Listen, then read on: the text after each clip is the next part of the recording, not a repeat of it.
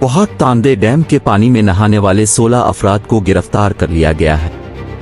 ईद के दूसरे रोज कार्रवाई में गिरफ्तार अफराद के खिलाफ दफा 144 के तहत मुकदमात दर्ज कर लिए गए। कार्रवाई में जेर हिरासत अफराद को थाना मोहम्मद रियाज शहीद मुंतकिल करके पाबंद सलासिल कर दिया गया है। जेर हिरासत अफराद के खिलाफ कार्रवाई पाबंदी के बावजूद डैम के पानी में नहाने के इर्तिकाब जुर्म की पादाश में अमल में लाई गई। वाज़ेह रहे कि मकामी इंतजामिया ने डैम के पानी में नहाने पर दफा 144 के तहत पाबंदी आयद कर रखी है।